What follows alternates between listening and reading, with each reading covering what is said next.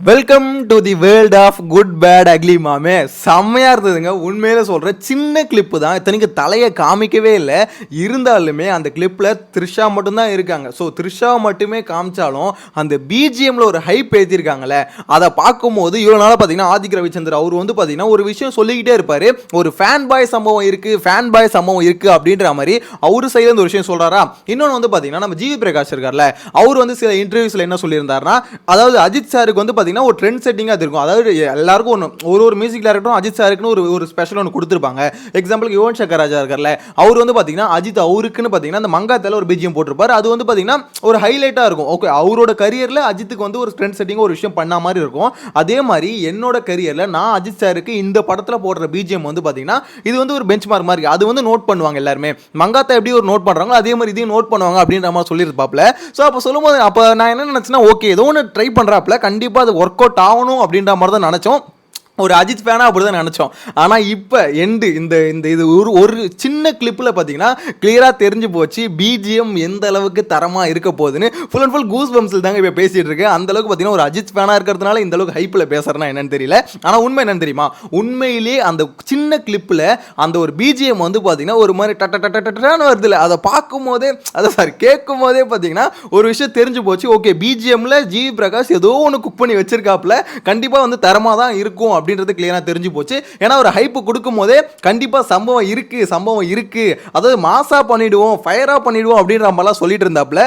உண்மையிலேயே ஃபயரா தான் பண்ணியிருக்காரு அப்படின்ற மாதிரி சொல்லணும். இன்னொரு முக்கியமான மேட்ரு, இந்த ஹைப் ஏத்துறதுன்னு சொல்லுவாங்கல்ல, ஒரு படம் வரப்போகுது, அந்த படத்துக்கு பார்த்தீங்கன்னா ஒரு பப்ளிசிட்டிக்காக கொஞ்சமாக ஹைப் ஏற்றுவாங்க.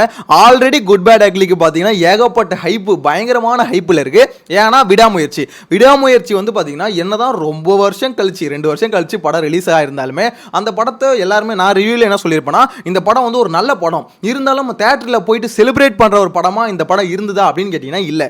ஓப்பனாக சொல்லணும்னு வச்சுக்கோங்களேன், நம்ம டிராகன் படம் வந்தது இல்லை, அதோட ரிவ்யூகளை சொல்லியிருப்போம், பயங்கரமாக ஜாலியாக செலிப்ரேட் பண்ணியிருப்போம்.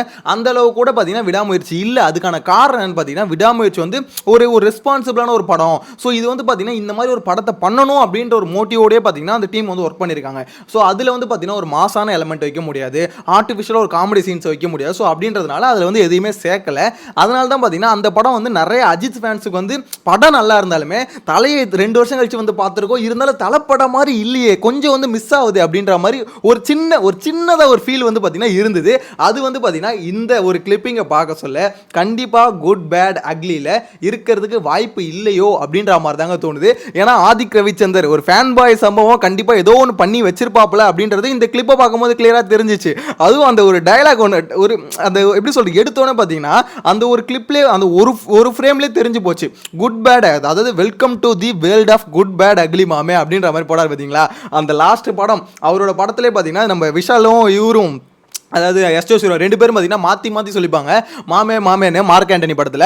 ஸோ அதே மாதிரி தான் அந்த ஒரு ஃபீல்லே பார்த்தீங்கன்னா இந்த ஒரு டைலாகும் இருக்குது. ஸோ இதை பார்க்கும்போது அதுவும் world of good bad ugly மாமே அப்படின்ற மாதிரி சொல்லும் போது என்ன வேர்ல்டுன்றாரு. ரோகேஷ் கனகராஜ் வந்து பார்த்தீங்கன்னா ஒரு பக்கம் எல்சியூன்னு சொல்லிட்டு அவருக்காக ஒரு வேர்ல்டு வந்து கிரியேட் பண்ணி வச்சிருக்காரு. அதில் வந்து பார்த்தீங்கன்னா நிறைய படத்தை வந்து கொண்டு வராரு. இவர் வந்து பார்த்தீங்கன்னா world of good bad ugly மாமேன்ற மென்ஷன் பண்ணுறாரு. அப்படி இருக்கும்போது ஒரு வேலை அதாவது பார்ட் 2 பார்ட் 3 அந்த மாதிரிலாம் எடுக்கிறதுக்கு ஏதாவது ஐடியா வச்சு இந்த மாதிரிலாம் ட்ரெண்ட் செட் பண்ணுறாங்களா தெரியல. மேபி அப்படி இருந்ததுன்னு வச்சுக்கோங்களேன், வெறித்தனமா இருக்கும் அப்படின்றதுல எந்த விதமான மாற்று கருத்துமே இல்லை. இன்னொன்று மைத்ரி மூவி மேக்கர்ஸ் இவங்க வந்து பார்த்தீங்கன்னா நீல், அதாவது பிரசாந்த் நீல், அதுக்கு அடுத்து பார்த்தீங்கன்னா நம்ம தலை, இவங்களோட கூட்டணியில் ஒரு படம் வரப்போகுது அப்படின்ற மாதிரி ரூமர்ஸ் வந்து ஒன்று போயிட்டு இருக்குல்ல. ஸோ அப்படி இருக்கும்போது இன்கேஸ் இந்த வேர்ல்டுல இருந்து ஏதாவது ஒரு இன்ட்ரோ வந்து அதில் இருக்குமோ, அப்படியே அடுத்த ஜம்ப் வந்து பார்த்தீங்கன்னா அங்கே இருக்குமோ அப்படின்ற மாதிரிலாம் தெரியல. ஆனால் உண்மையில் அப்படி இருந்ததுன்னு வச்சுக்கோங்க, யோசிச்சு பார்க்க முடியுதுல்ல. இப்போ இந்த கிளிப்பிங்கை பார்க்கும்போது world of good bad ugly மாமே அப்படின்ற ஒரு விஷயத்தை பார்க்கும் போதே என்ன தோணுது, ஒருவேளை இங்க இருந்து அடுத்த ஜம்ப் அங்க இருக்குமோ அந்த படத்துக்கு அப்படின்னு நம்மள யோசிக்க தோணுது. இன்கேஸ் இருந்தா எப்படி இருக்கும்னு யோசிச்சு பாருங்க, எந்த லெவல்ல இருக்கும்னு யோசிச்சு பாருங்க. எனக்கு தெரிஞ்சு பயங்கரமா இருக்குங்க. இந்த கிளிப்ல ஃபுல் அண்ட் ஃபுல் பாத்தீங்கன்னா த்ரிஷாக்காக தான். த்ரிஷா வந்து இன்ட்ரோடியூஸ் பண்றாங்க. அவங்களோட கேரக்டர் பேர் வந்து பாத்தீங்கன்னா ரம்யான்ற கேரக்டர்ல தான் பாத்தீங்கன்னா அவங்க வந்து ப்ளே பண்றாங்க. த்ரிஷாவோட லுக் வந்து பாத்தீங்கன்னா லாஸ்ட் படத்துல இருந்து இதுல வந்து கொஞ்சம் சேஞ்ச் பண்ணிருக்காங்க. நல்லா தான் இருக்கு. ஓகேங்களா, என்ன பொறுத்த வரைக்கும் அஜித் த்ரிஷாக்கான அந்த பேரிங் இருக்குல்ல, அது வந்து சூப்பர் பேருங்க. ஏன்னா எனக்கு தெரிஞ்சு ரொம்ப பழைய படத்தை விடுங்க, இப்போ ரீசெண்டா கொஞ்ச நாளைக்கு முன்னாடி, கொஞ்சம் வருஷத்துக்கு முன்னாடி வந்த படத்திலே என்ன இருந்தால் படத்தில் பயங்கரமாக காமிச்சிருப்பாங்க. த்ரிஷாவும் சரி அஜித்தும் சரி ரெண்டு பேருமே அப்பயும் ஏஜ் ஆகி தான் இருக்கும். இருந்தாலும் பார்த்தீங்கன்னா அவங்களுக்கான அந்த ரொமான்ஸ் இருக்குல்ல செம்மையாக ஒர்க் அவுட் ஆயிருக்கும். என்ன பொறுத்த வரைக்கும் விடாமுயற்சியில் அந்த அளவுக்கு ஒர்க் அவுட் ஆகல. அவங்களுக்கான அந்த ரொமான்ஸ் போர்ஷன் வந்து பார்த்தீங்கன்னா அவங்க என்னதான் பேசுகிற மாதிரி பழகிற மாதிரி காமிச்சாலுமே அது அந்த அளவுக்கு கனெக்ட் ஆச்சா. ஒரு அஜித் ஃபேனாக இருந்து தான் சொல்கிறேன். அந்த அளவுக்கு எனக்கு வந்து அது வந்து பக்காவாக இருந்ததா அப்படின்னு பார்த்தீங்கன்னா எண்ணெய் அறிந்தால் அளவுக்கு இல்லை. எண்ணெய் அறிந்தாலில் வந்து பார்த்தீங்கன்னா அந்த ரொமான்டிக் போர்ஷனை உண்மையிலே சொல்கிறேன், கௌதம் வாசுதேவ் மேனன் உண்மையிலே சொல்கிறேன் தலைவன் அந்த விஷயத்தில் ஸ்பெஷலிஸ்ட் தான். அதை வந்து அந்த படத்தில் கிளியராக காமிச்சிருப்பாப்ல. உண்மையிலே ரெண்டு பேருக்கான அந்த ரொமான்ஸ் போர்ஷன் சூப்பராக எடுத்துருப்பாப்ல. ஆனால் இந்த படத்தில் விடாமுயற்சியில் அது எனக்கு தெரிஞ்சு கொஞ்சம் இல்லை ரொம்பவே கம்மியாச்சு அப்படின்றத ஒத்துக்கணும். அது இந்த படத்தில் இல்லாமல் இருந்தால் சரி. ஏன்னா எப்படின்னா ஒன்று ரொமான்டிக் ஒர்க் அவுட் ஆகும், அதாவது எப்படி சொல்கிறது பயங்கரமாக ரொமான்டிக்காக, அதாவது என்ன இருந்தால் படத்தில் வர மாதிரி ஒரு விஷயத்தை எடுக்கணும். அப்படி இல்லைன்னு வச்சுக்கோங்களேன் அந்த மங்காத்தா படத்தில் வர மாதிரி ஒரு ஃப்ளேவரில் எடுத்துகிட்டு போயிடணும். தலை அதுலேயும் பார்த்தீங்கன்னா லவ் பண்ணும் இல்லாமலாம் இருக்காது. ஆனால் இருந்தாலும் பார்த்தீங்கன்னா அந்த லவ் வந்து வேற மாதிரி இருக்கும். ஒரு தெனாவட்டான ஒரு காதல், அதாவது நான் லவ் பண்ணுறேன் அங்கேயும் பார்த்தீங்கன்னா ரொமான்ஸ் எல்லாமே இருக்கும். ஆனால் ரொம்ப இறங்கி டெப்த்தாக அப்படிலாம் இல்லை. சும்மா மேலே அப்படியே டச் பண்ணிட்டு போகிற மாதிரி தான் இருக்கும். அந்த மாதிரி தான் எனக்கு தெரிஞ்சு இந்த படத்தில் இருக்குன்னு நினைக்கிறேன். அவங்க ஒரு ஷாக்கிங் லுக் ஒன்று கொடுக்குறாங்க பாருங்க. த்ரிஷா வந்து இந்த மாதிரி ஷாக் ஆகி பார்க்குறாங்க, யாரா இது, அதாவது அது என்ட்ரி யாருன்னு கிளியராக தெரியுது. ஓகேங்களா, அது ஃப்ரேம்லேயே புரிஞ்சிக்க முடியுது, அவங்க லுக்கை பார்க்கும் போது புரிஞ்சிக்க முடியுது. கண்டிப்பாக தலையோட அந்த லுக்கை தான் அவங்க வந்து அப்படியே பேன் பார்க்குறாங்க அப்படின்றத கிளியராக தெரிஞ்சிக்க முடியுது. மேபி அடுத்த இதில் வந்து பார்த்தீங்கன்னா கிளிப்பிங்கில் கண்டிப்பாக இதை விடுவாங்கன்னு நினைக்கிறேன். ஏன்னா ஹைப் ஏற்றணும். ஆல்ரெடி ஓவர் ஹைப்பில் இருக்க ஒரு படம் தான் குட் பேட் அக்லி தான். ஏன்னா விடாமுயற்சி வந்தப்போ எல்லாருமே என்ன சொன்னாங்க, ஆதிக் ரவிச்சந்தர் தலைவா உன்னதான் நம்பிட்டு இருக்கோம் அப்படின்ற மாதிரிலாம். அதுவும் இந்த விடாமுயற்சி படத்தை வந்து பார்த்தீங்கன்னா ஆதிக் ரவிச்சந்தர் இருக்கார்ல, அவர் வந்து தேட்டரில் பார்க்கும்போது அஜித் குமார் அப்படின்ற அந்த பேரை போடும்போது எல்லாம் நம்மளாம் எப்படி கத்துவோமோ அதே மாதிரி தலைவன் பார்த்தீங்கன்னா பயங்கரமாக கத்திருப்பாப்புல, விசில் அடிச்சிருப்பாப்புல. ஸோ அதான் சொல்லுவாங்க ஒரு ஃபேன் பாய்னா இதாண்டா அப்படின்ற மாதிரி. ஸோ இந்த ஃபேன் பாய் ஒரு படத்தை எடுக்கும்போது எப்படி இருக்கும், இந்த மாதிரி ஒவ்வொரு அந்த பேருக்கே இவர் இப்படி செலிப்ரேட் பண்ணுறாருனா தலையை வச்சு எடுக்கிற ஒவ்வொரு ஃப்ரேமையுமே இவர் எப்படி எடுத்திருப்பாரு. ஸோ அதை பார்க்கறதுக்கு நாங்கள் ரொம்ப காத்துக்கிட்டு இருக்கோம், வெயிட்டிங்லேயே வெறியேறுது மாமே அப்படின்ற மாதிரி தான் சொல்லிட்டு இருக்காங்க. ஸோ அந்த அளவுக்கு பார்த்தீங்கன்னா ஒரு எக்ஸ்பெக்டேஷனோட உச்சத்தில் குட் பேட் அக்லி இருக்கு.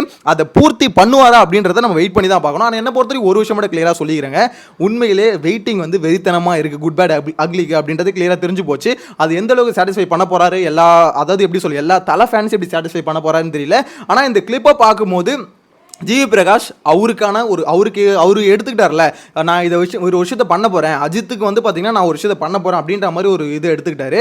அதை வந்து அவர் பண்ணியிருக்காரோ அப்படின்ற மாதிரி தோணுது. சின்ன போர்ஷனாக இருந்தாலுமே அதில் இந்த மியூசிக் அப்படியே பார்த்தீங்கன்னா அப்படியே லைட்டாக ரைஸ் ஆகி அப்படியே டவுன் ஆகுது. ஸோ அதை பார்க்கும்போது என்னடா இது ஒரு மாதிரி நல்லா இருக்குடா கேட்கும் போதே அப்படின்ற மாதிரி ஃபீல் தாங்க இருக்குது. இன்னொன்று ஒரு அஜித் ஃபேனுன்றதுனால இப்போ ஓகே இந்த இதெல்லாம் கொஞ்சம் ஓவராக பேசுகிற மாதிரி தான் இருக்கும். அதான் நியூட்ரலாக இருந்து பார்க்குறவங்களும் கொஞ்சம் ஓவராக பேசுகிற மாதிரி தான் இருக்கும். இருந்தாலும் பல வருஷம் கழிச்சு தலையோட ஒரு மூவிக்கு வந்து பார்த்தீங்கன்னா இந்த மாதிரி ஹைப்டாக ஒரு படம் வந்து வரப்போகுது அப்படின்னும் போது கண்டிப்பாக அந்த ஒரு இது இருக்க தானே செய்யும், எக்ஸ்ட்ரா கொஞ்சம் இருக்க தான் செய்யும். அந்த மாதிரி எனக்கு தான் இருக்குன்னு வச்சுக்கோங்களேன். எனிவேஸ் என்ன பொறுத்த வரைக்கும் பயங்கர வெயிட்டிங்கில் இருக்கேன். இந்த போர்ஷனை பொறுத்த வரைக்கும் பார்த்தீங்கன்னா வேறு எதுவுமே இல்லை. த்ரிஷாக்கான இன்ட்ரோ கொடுத்துருக்காங்க, அது அவங்களோட கேரக்டர் ரிவீல் தான் கொடுத்துருக்காங்க. ரம்யான்ற அந்த கேரக்டரை பண்ணுறாங்க அப்படின்னு சொல்லிட்டு அந்த ரிவீல் தான் கொடுத்துருக்காங்க. இதுக்கப்புறம் அடுத்தடுத்த கேரக்டர் வந்து ரிவீல் கொடுத்து அப்படியே பார்த்தீங்கன்னா ஏப்ரல் 10ஆம் தேதி தேட்டர் வந்து பிளாஸ்ட் ஆகணும். அதான் அவங்களோட ஒரே எய்மாக வந்து ஆதிக் ரவிச்சந்தர் வச்சிருக்காரு. அதுதான் சொல்கிறாரு இந்த மாதிரி இந்த வேர்ல்டுக்குள்ள உங்களை கூட்டிட்டு போறேன் அப்படின்னு நம்ம சொல்றாரு. பார்க்கலாம் கூட்டிட்டு போறாரா என்னன்னு தெரியல. இந்த கிளிப்பிங்கை பார்க்கும்போது அது இந்த டீசரை பார்க்கும்போது உங்களுக்கு என்ன தோணுது, இந்த கேரக்டர் ரிவீல்ல பார்க்கும்போது உங்களுக்கு வந்து ஓகே இது வந்து பயங்கரமான ஒரு படம், பயங்கர பிளாஸ்டா இருக்கும், செம்மையா மங்காத்த மாதிரி ஒர்க் அவுட் ஆகும் அப்படின்ற மாதிரி நினைக்கிறீங்களா, இல்ல அவ்வளோலாம் ஒர்க் அவுட் ஆகும் வாய்ப்பு இல்லை ப்ரோ, மங்காத்த அளவுக்குலாம் போகவே முடியாது அப்படின்ற மாதிரி நினைக்கிறீங்களா? நான் என்ன நினைக்கிறேன்னா ஆக்சுவலா மங்காத்தா அதெல்லாம் பார்த்தீங்கன்னா தனி படம். என்ன பொறுத்தவரைக்கும் ரொம்ப நாள் கழிச்சு மாசான ஒரு படமா இது இருக்க போது ஒரே ஒரு விஷயத்தை மட்டும் கரெக்டாக பண்ணாருன்னா போதும். அந்த படத்தை வந்து பார்த்தீங்கன்னா ஜஸ்டிஃபை பண்ணணும். அதாவது நான் மாசா காமிக்கிறேன்னு சொல்லிட்டு கதையில் கோட்டை விட்டாங்கன்னா முடிஞ்சுது.